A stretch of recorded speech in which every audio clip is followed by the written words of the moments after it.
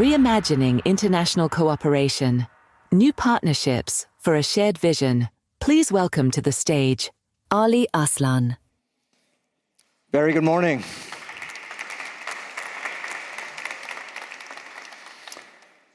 Welcome and very good morning to all of you. It's wonderful to see such a packed room here.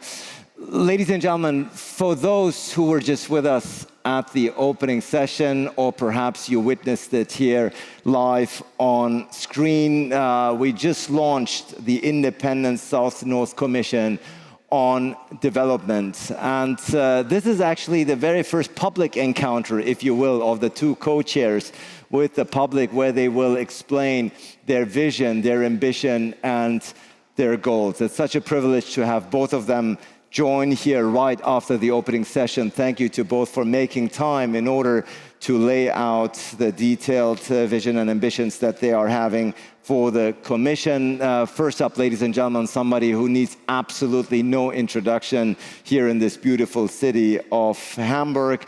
Please welcome former German Chancellor Olaf Scholz.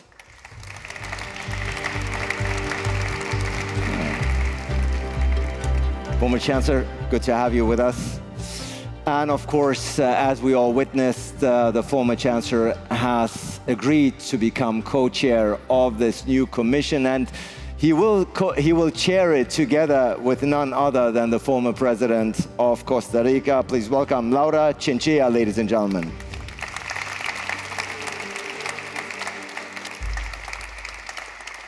Madam President, it's great to have you with us. So these are the two co-chairs, and we're delighted to have heard from them throughout the opening. And of course, we are delighted and privileged to hear from them in just a moment. Joining them is the former Vice President of Nigeria and the co-chair of the Future of Development Cooperation Coalition. Please welcome Yemi Osinbajo, ladies and gentlemen. It's great to have you. Please have a seat.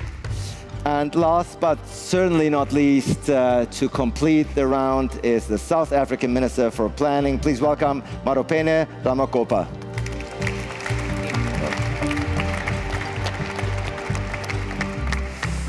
So delighted to have all of you. We had a very exciting opening just now across the street, the new South-North Commission on Development, which both of you have agreed to graciously chair. Olaf Scholz, if I may start with you. Many people in Germany were curious and wondering what the former German Chancellor will be doing. And here we have the answer. You will be co-chairing this new commission. For those who may not be familiar with this brand new commission yet, why did you agree to take up this offer, this post, to take on this important role? First, I could continue with many things I did in offices, and dealing with the countries of the Global South and dealing with questions of multipolar cooperation was one of the main questions I worked. And it is important that we understand that the world changed a lot. That completely different to the time when the Willy Brandt Commission on North-South happened. Most of the worldwide production is taking place in the Global South. Most of the people living in the Global South. And so when we are discussing about the better common future, it is not just about gratitudes or something like this. It is about cooperation and mutual interests and the better future which we could achieve together. And so this is a good task. And obviously it will be helpful that my co-chair and me, we are already knowing many of those we want to talk to, especially when they are running states. And this is helpful for the Commission, but also for the outcomes. And so I'm very pleased that in the next 2 years we will have this very tough work.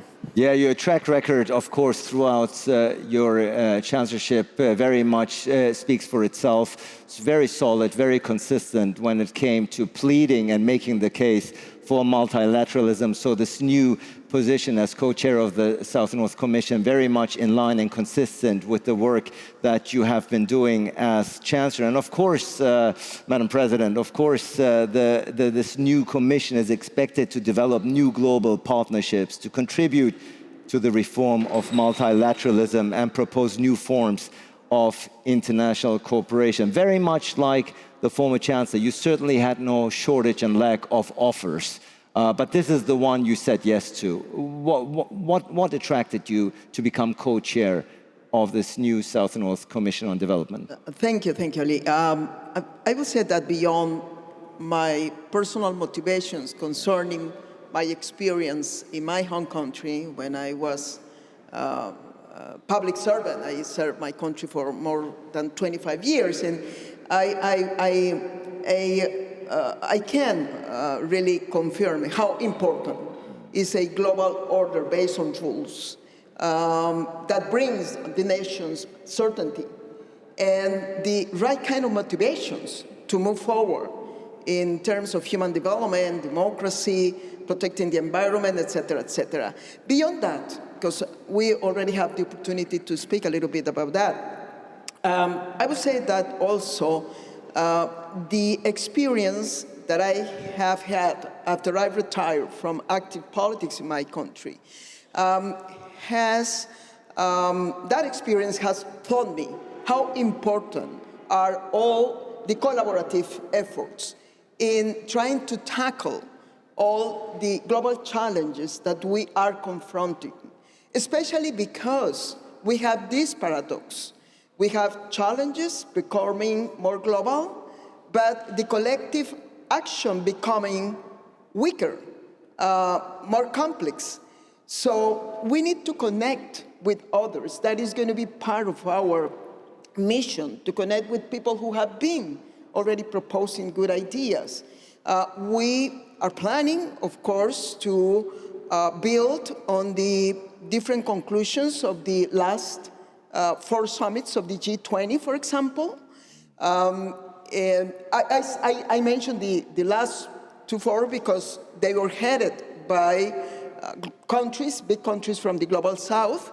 But also, we are going to build on the UN Pact for the Future and on many other important dialogues that are taking place on the big challenge about how to fix the global cooperation and multilateralism. Yes, thank you indeed, Madam President. Now, if we're looking at what you have both been saying, lots of work ahead, of course, for the Commission. Many international challenges lie ahead for you. We'll go into more detail as far as what the priorities of the Commission may be moving forward. But let me bring in here the former Vice President of Nigeria as well. Great to have you with us, sir. You're also the co-chair of the Future of Development Cooperation Coalition. We're talking about the new commission here today, the new South-North Commission on Development. You're co-chairing the FDCC. Where do you see parallels between your work and those of the 2 new co-chairs? Where do you see overlapping interests?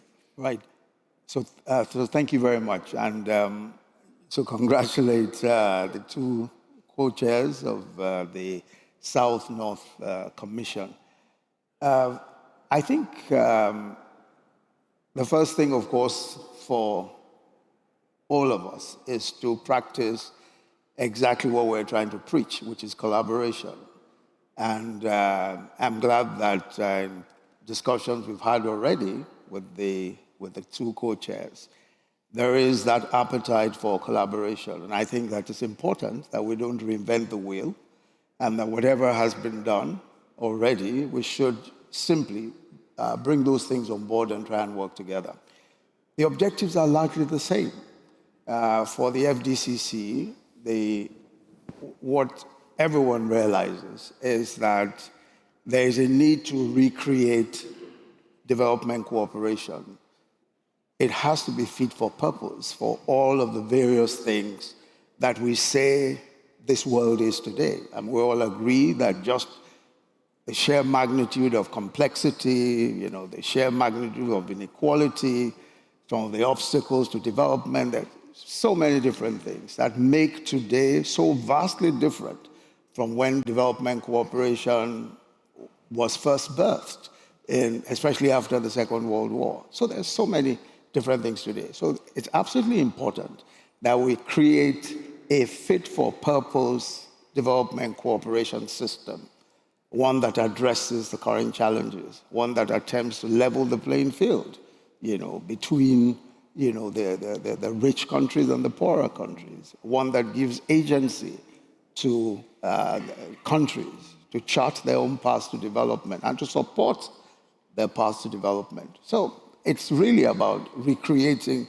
the development cooperation system such that it works for the North and works for the South and the various in-betweens of the North and South.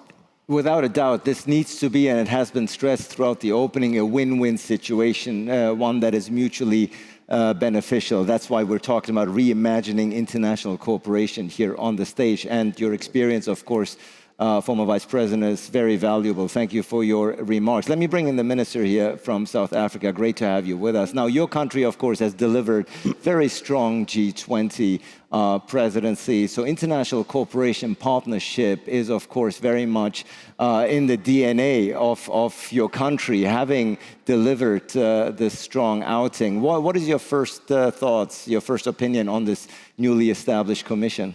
Of course, I would like to congratulate the two coaches. Congratulations, and we're expecting a lot from you, precisely because of your experience. And listening to what you were saying really gave me hope that we would be able to deal with the issues that are needed to renew international cooperation and trade, of course. What we would be expecting would be that we should continue to have more voices, but same message. Renew, of course, the issue of accountability, but also respect and solidarity, because that is important. Because clearly there is a shift from thinking about aid, but more about partnerships and ensuring that whatever it is that we are doing, we do it with mutual respect. I think a month ago, 2 months ago, we were in the UK. We also had the Global Partnership Conference, speaking about similar issues. However, then when you look at it, you then now realize that the world is starting to appreciate that things are changing. We need to reimagine, but also put systems in place that would be able to assist us to deal with the challenges that we are having on the ground. But most of all, whatever it is that would be said and would be suggested and recommended from the Commission should also have an element of saying, what do we do with solutions on the grassroots? That should also be incorporated in whatever it is that we do. Yeah, thank you so much. And of course, a lot has come out. Yes, please. A lot of findings, a lot of concrete examples and proposals have come out of the G20 presidency of South Africa, the Ubuntu Commission being one of them. We're more than happy to dive into it throughout this discussion. But let me bring in Olaf Scholz here, the former Chancellor, again as well. You've already talked about why you took on this role and the many challenges that we all are facing in the international order. Let's talk about priorities here. I know it's very early on, needless to say. We're just launching this commission. But from your point of view as the co-chair, what are some of the thematic priorities that you want to tackle as your position as co-chair? First, in G20, we had now the presidency of relevant countries of the Global South. Yes. And they were in a row. It was India, it was Indonesia, it was Brazil and South Africa. And there is a legacy coming from this, and I think we should study intensely all the outcomings which were produced by the 4 countries leading G20 and using them for being part of what we discuss. This is the same with the 2 commissions, the one that you are already doing and which will give us its expertise in the end of the year, as I understood, and the Ubuntu Commission that will work in a way, and many others too. So it is not that someone is doing his work in a dark room with no light in, and then comes out with a good result. I think cooperation means that from the starting point on, we discuss with each other. And that's one of the things. The second is, I think we have to understand that, as I said in the beginning, the world has changed. And so we must find a way how we could get out of this zero-sum thinking, that a better world for the global south is a world not as good as today for the countries of the north. And it is my deep conviction that this is one of the biggest problems we are facing today with North of America, with Europe, and with Russia as the three big regions of the global north. It's a big mistake when the Russian president always speaks about the global west. He is avoiding to tell the rest that the Russian Empire is part of the global north, and that the rise of Asia started with some struggles between Japan and Russia in the beginning of the 20th century. So that's the truth. And this is the real understanding of most of the countries of the world. And so we have to find a way how we understand ourselves when the North is not the majority of people, not the biggest part of world GDP, but still front runner when it comes to technologies with others. And we must imagine that there might be a world where the newest technology is really invented in Ethiopia in 15 years or 10 years to come, and it is not just adopted from a country from the north, but we might take the invention coming from there. So this is the spirit which I think is the most important aspect to achieve, and it's then also the spirit of confidence which we need. In a world where everyone is thinking that it's becoming worse, you could not cooperate, then everyone is just dealing for his best in the world. But we should have a common, better future. And these are the main questions, as the main big questions, and then there are many others to name: the fiscal questions, the questions of debt, especially the questions of trade, as we raised in the podium before, the questions of climate change, and still the question of people very poor and people starving in the world. But we are living in a very strange time. Colonialism ended in the 70s. And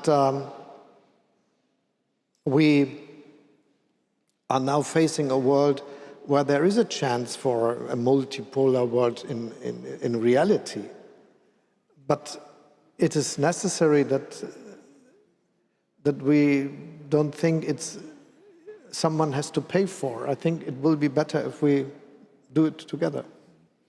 Do it together, this is what we're doing here at the HSC, of course. We're doing it together, we're bringing in all the voices, and I think the point that you've raised, former Chancellor, is very important, namely not to succumb to defeatism, not to succumb to pessimism, but rather to regain the confidence, all of us here on stage and in the audience as countries, to tackle these important challenges that we're facing. They're not getting any smaller, Madam President, of course, and therefore the challenges that the Chancellor has laid out, international partnership, I know, is a key priority for you, to reimagine it, to redefine it. What would it look like in practice? Yes, thank you. I totally, of course, agree with the priorities that were already mentioned by Olaf, and which are very much aligned with the work that our colleagues in this panel are also trying to deal with.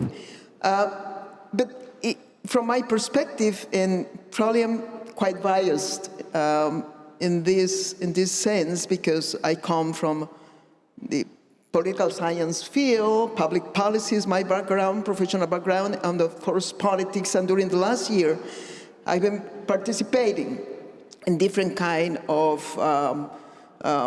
global and regional. When I say regional initiatives, they are the ones in the Western Hemisphere, trying basically to move agendas, collective agendas forward. And so I think that probably one of the most pressing challenges that we have today, beyond trying to respond to the specific global trends or global transitions in terms of climate change, technological transition, etc., is the issue of polarization, fragmentation, and trust. If we are not able to overcome those problems, we won't be able to provide a collective response. And if we do not bring those collective responses, those big challenges, some of them with big consequences on humanity, will not be resolved. So in that sense, I think that the Commission is going to do an effort to change the narrative and also to change the dialogue we are pretending to have. The question is not whether the Global South should be invited to be at the table. The question is if we can fix the multilateral system without the ideas, the voices, and the leadership from the Global South.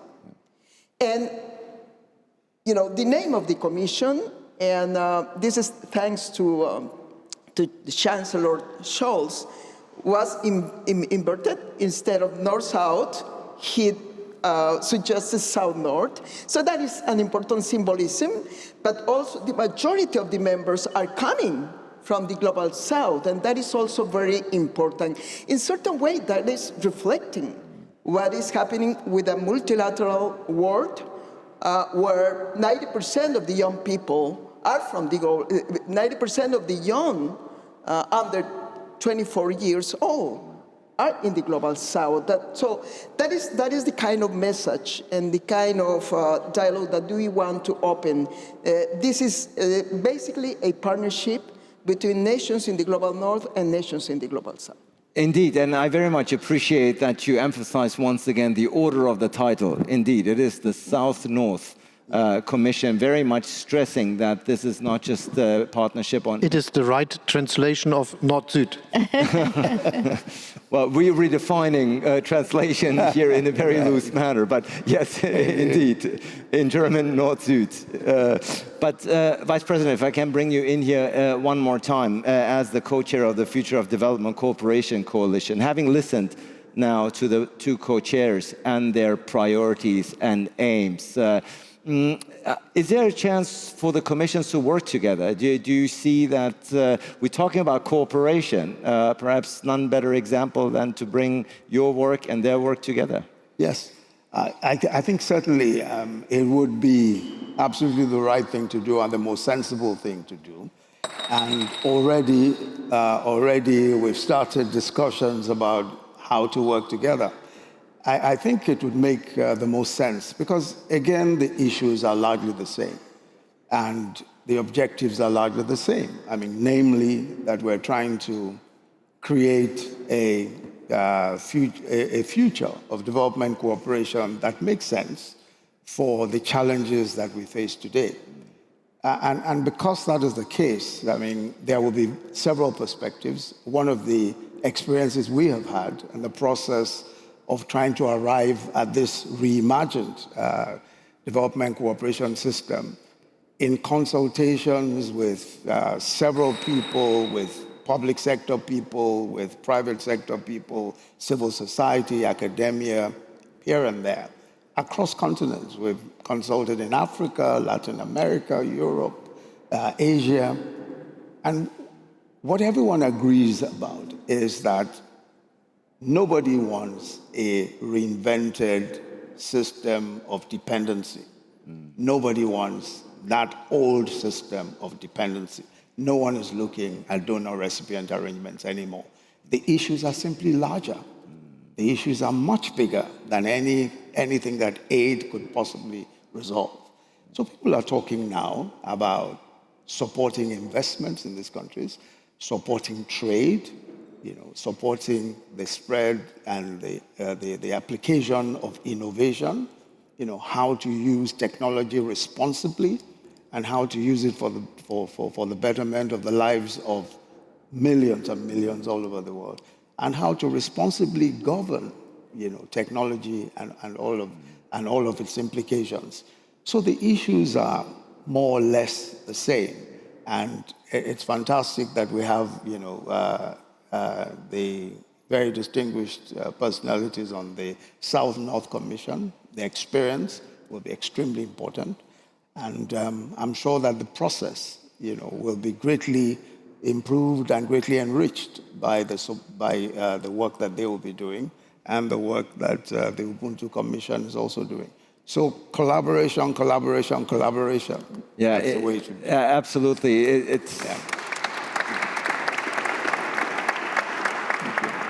The collaboration here almost writes itself. It is such self-explanatory for your commission to work together, and as you say, two strong individuals chairing this, giving this new commission a great deal of credibility and expertise. And that is, of course, Minister, where you come in. The Ubuntu Commission has been mentioned a couple of times. The same question that I've posed to the Vice President. How is the work of the Ubuntu Commission overlapping with the aims of this new South-North Commission? You see a lot of areas for collaboration as well. Definitely, there is a lot of collaboration that I can already see. But I must also say that they are starting on a very good foot, because already it is clear. They usually say that you can have a pack of lion led by a sheep, they will still be timid, but you can have a sheep led by a lion, they will be brave. So the fact that even the reordering of the name and the concept itself shows you that we are going somewhere, because the world is currently facing profound crisis on international cooperation. And this is one of the responses that are necessary, but not only necessary, but also timeless. So having a number of institutions that are coming on board and a number of commissions and platforms that are created clearly shows you that there is a need for a response to the changing systems that we are seeing, because we don't have enough governance systems and structures currently that are responding to this changed world. We have to accept that things have changed. How do we then now move forward? And I think Dr. Ngozi just spoke about it, as we must stop talking about the changing world that is creating challenges and crises for us, but talk about what can work. It is for this reason that I do believe that the global public good that Ubuntu Commission will be concentrating on is actually going to be part of the platforms that can work together with this commission, precisely because they will be speaking to each other. The Ubuntu Commission, of course, is still in its infancy, and it will probably take about 3 to 5 years to get to where we need it to be, because it is not necessarily going to be owned by anyone, but it is a global platform. As a result, a lot of research must actually be in place, but a lot of unpacking of data that already exists must actually be looked at. And it will also include the work that it will be done by this commission to say that how do we better incorporate everything else that is being done by everyone in order for us to be able to respond to what we need in terms of the governance structures and systems that are needed to respond to what we are facing currently as the world. We can't lament anymore. We can't complain anymore. The young people will tell you it is what it is.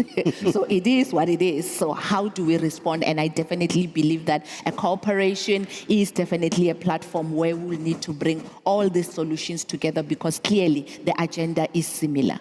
Yeah, thank you indeed.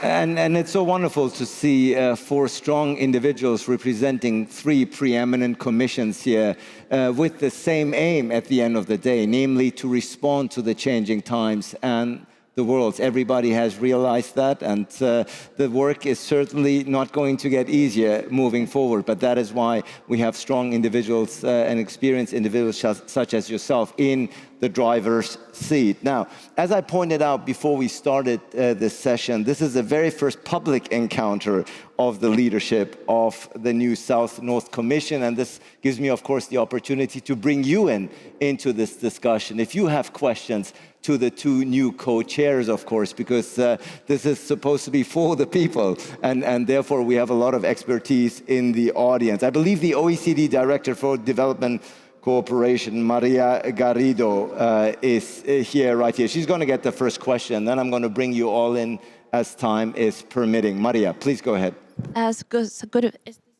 So good morning. Yes. Good morning, Chancellor and querida Presidenta. And for us, I'm the Director of Development Cooperation of the OECD, and we also take pride to be good partners with the G20 and the future of development cooperation. And of course, we are more than willing to support you in this North-South Commission effort, South-North now, in the right order. So one of the things we are seeing through our own reflection process of the Development Assistance Committee is that in order to drive those mutually beneficial partnerships, one has to be very intentful and deliberate into supporting this to really be able to be completely owned by the country itself. So country ownership and those priorities of the partner countries, to put them at first. And in order to best drive that mutual beneficial partnership. But we also have to recognize that because some of the resources are being stretched, there are some specific realities that require to double down on concessional resources. So the reflection would be, how can this South-North Commission also help build those long-term, genuine partnerships, mutually beneficial, deeply rooted in country ownership, that are also taken into consideration those that are the most vulnerable and the most that need additional support amidst the crisis that we are experiencing at the moment. Thank you so much. Olaf Scholz, do you want to respond to how we address those the most in need, the most vulnerable, leaving no one behind in this process? I think it is not a good message. It's a bad message that we see that spending for development aid is decreasing. And it is not a good message that, I have to say this in Germany, that Germany is now the biggest donor to development aid globally, which is something if you are the third biggest economically in the world, but we are not just the third and not the first and not the second. There are the United States and there is China. And I think we have to develop an understanding that this is still something needed. But for getting there, we need many steps. One is connected with your commission, which is on a very pragmatic track, discussing different aspects of development cooperation, which is very technical, but good so. And possibly this could be a way to convince people that this could be a path to be followed, and convincing their own public that this is something to be done. I think in the end, this is the aim of your commission, and this is very important, and it is part of what we are going to discuss. And the same is with the plannings of South Africa, with the outcomes of G20 presidency. And it brings me again to what I said in the beginning. If we understand the world as a zero-sum game, we will not get the support of people for the necessary donations. Because then they think it's just something missing in my country. And we have to go away from this idea. And because it cannot be solved by one country or two, it must be solved by many. And this needs a new way of cooperation also, and confidence that there is a future which is our common future and which is good.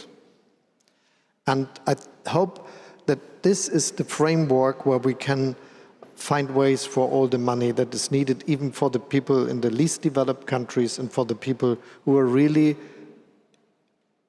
starving, who are having not access to electricity or to schooling, which is still a question. And it is so important that we see that we are living in a world where in 20 years, some people say that 4 to 5 billion will be middle class of the then 10 billion people living on our planet. And the statistics tell us it is when you earn between $4,000 and $40,000, so it's a special definition of middle class. But it is obviously a different world to today. But at the same time, we see people starving. We see people that have no chance to send their children to school, and so on. And so we have to overcome this very situation because this is the basis for a good development globally. And so your question is the right one at the right time. And I think all what we do will create an atmosphere where the willingness to do something could grow again. Thank you for the question. Indeed. In the interest of time, perhaps we'll combine 2-3 questions and then throw it back. We had the lady here who had her hand up. Yeah, please stand up so we can. You mentioned 2-3 questions. Can I abuse and make the 2 questions already? Well, if they're very brief, yes. Excellencies, thank you so much for the opportunity to place these questions. I am the Honorary Consul of Angola professional in Hamburg at Allianz Trade Oluyemi, and as well an entrepreneur in my country and a philanthropist. Based on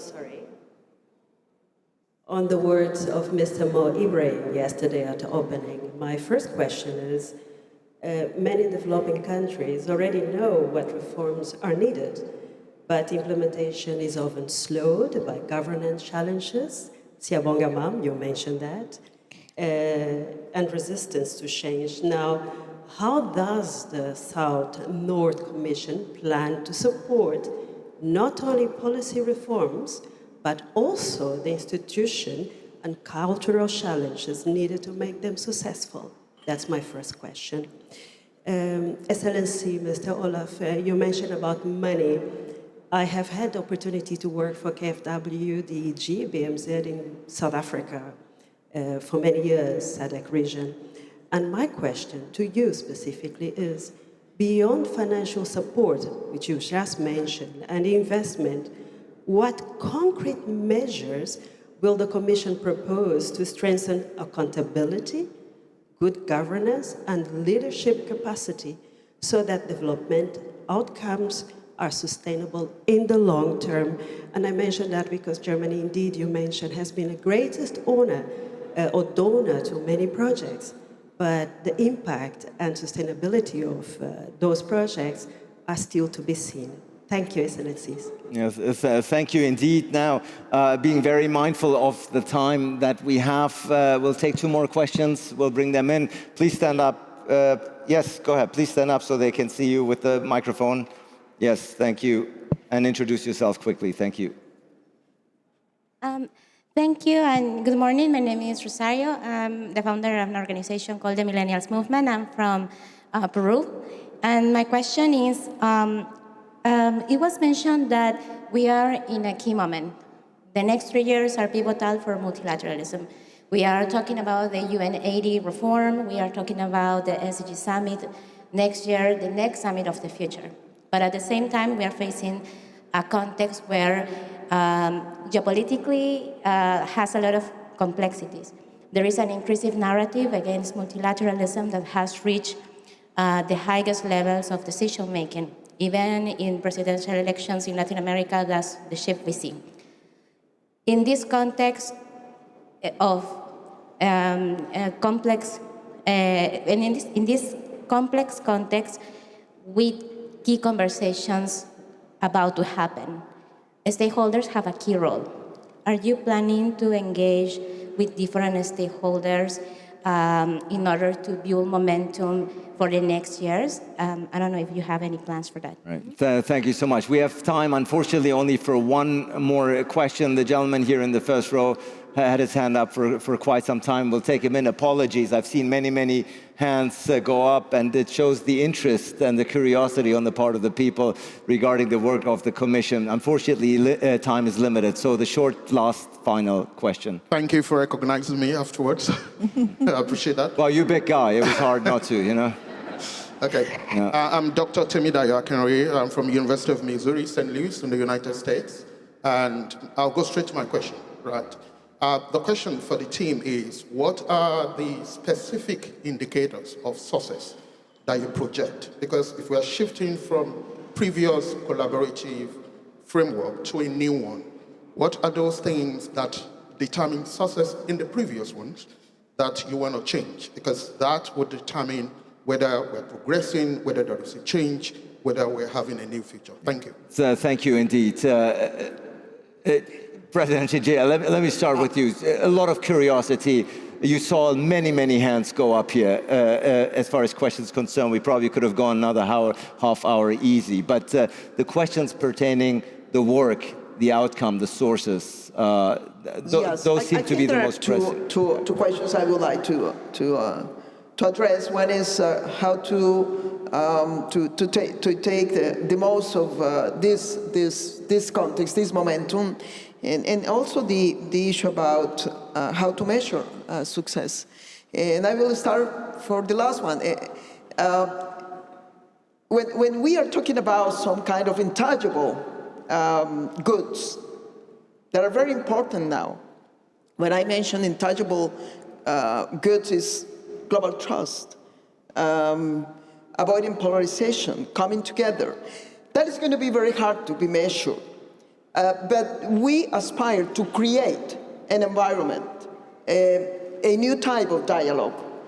And for sure, in 1 year, we also want to show progress. So I'm sure that we will be able to bring other members of the Commission to talk to you and to listen to you also about what we are doing. But I'm sure that those two biggest challenges that we have today, trust and fragmentation, will be part of our results, but they are very hard to be measured in quantity terms. And about taking the most of this momentum, I am convinced, because I participate in different initiatives, I am convinced that this is the time to start moving in a different direction.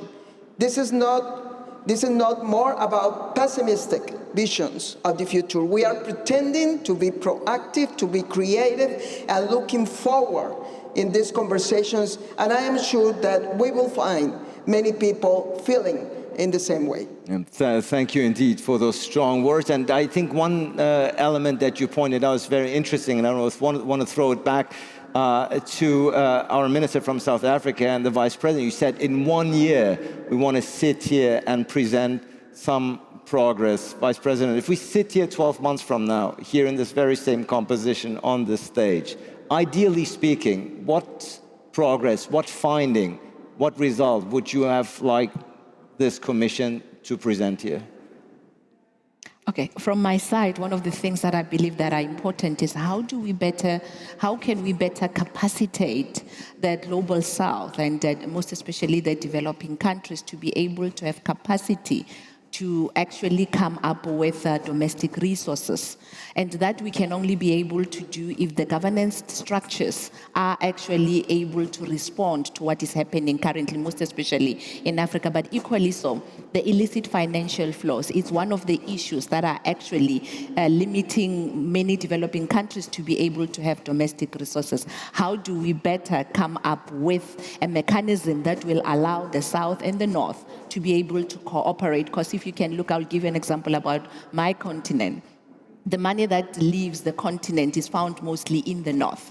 How do we then now trace that back to be able to ensure that we capacitate government and different countries to be able to have their own resources domestically? That is what I would really love to see, and I'm rooting out for you, and I know you will come up with a solution. Thank you, Minister. Your enthusiasm is... Right, you did well. The enthusiasm is very much wanted, needed, infectious, and I'm sure very well appreciated. Vice President, same question to you as far as your hopes associated with the work of the Commission 12 months from now. All right. So, again, back to domestic resource mobilization. I think there are low-hanging fruits. One of the objectives, or one of the principles that's developing from our work, is leveling the playing field for all countries. And an important aspect of that is removing some of the structural disadvantages that inhibit competition, growth, and prosperity of developing countries in particular. So, for example, the cost of borrowing is a low-hanging fruit. We can deal with the cost of borrowing. We can deal with Basel III rules that say, that impose risk weights on all lending in sub-Saharan Africa, 100% weighted risk for all lending in sub-Saharan Africa, most of sub-Saharan African countries. It's the Basel III rules. Those can be removed. So there are low-hanging fruits that we can deal with. And then the last point is that we all know now that the capital that's available within Africa itself is immense. The AFC recently published a report talking about something in the order of $6 trillion of capital sitting in pension funds, sitting in insurance and reserves, etc. Now, getting that money to be used, to be deployed for industry, for infrastructure, and all of that would involve some de-risking. It would involve taking a different perception of risk. Now, that's where a lot of the work from the Global North will come in. How do we de-risk some of this capital so it can be deployed adequately? I think these are low-hanging fruits. They're things that we can do. They're concrete. They're real. Yeah, thank you indeed.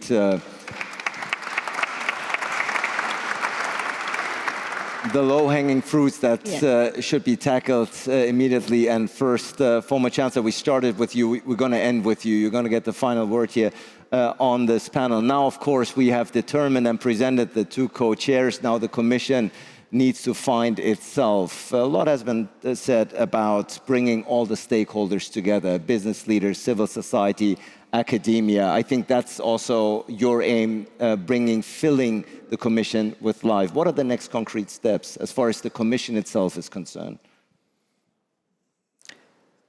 First is we will build the Commission, and then we will assemble very fast, very soon. Are applications open? Yeah. And it should be, we will look at the globe to get people from all over the world and who have to say something because they are knowledgeable and because they are heard.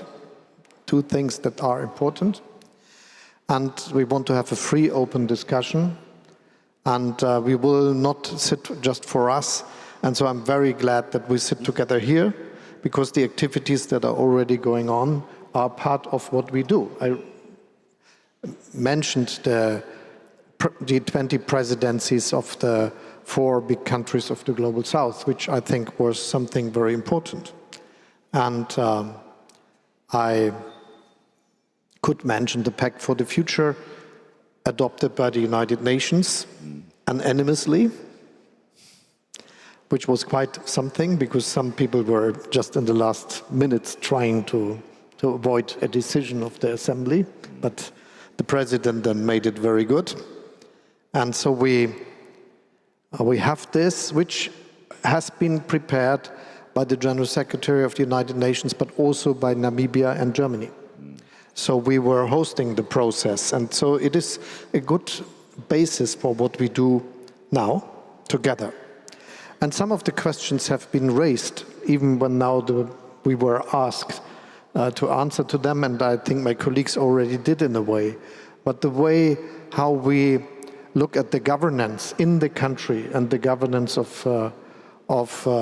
support, I think is also key for all of us, that we find ways that the things that are happening are effective. This is also important for those who should convince the public that something should be done for others, because then they could always argue it's for good reason. And with it has a good outcome, so which is more convincing as if people think it's just money and you don't know where it goes to. And the second is that obviously a democracy is a good way of life for business and development. I will insist on this. but also rule of law. And even countries that are not yet democratic should have rule of law. If you are looking for private investment, the companies want to know that this works and that they have not to know special guys for getting their things done, but that they can just rely on the existing rules and that they can get their things done very soon. So this is an aspect, to not forgetting the question, which will be also raised by the Commission. I'm really confident that we could do something. The time is there. And I have the idea that there is a willingness in the most of the countries that in the end we should do something for creating a better world. Yes, we see, to be very serious, in a lot of countries, politicians rising, to say it like this, who argue you should not look at the rest of the world and you should just make your thing.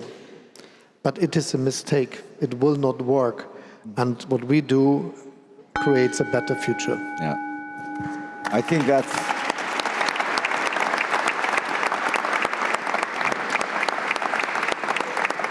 Creating a better future, ladies and gentlemen, that's what it's all about. This is what the Commission is about, and this panel, as a matter of fact, marked the very first public encounter of the leadership of the new South-North Commission on Development. Needless to say, we wish both of you and the Commission best of luck and are looking forward to the findings 12 months from now. Olaf Scholz, Laura Chinchilla, Yemi Osinbajo, and of course, Minister Ramokgopa. Thank you so much. This is your applause. Much appreciated.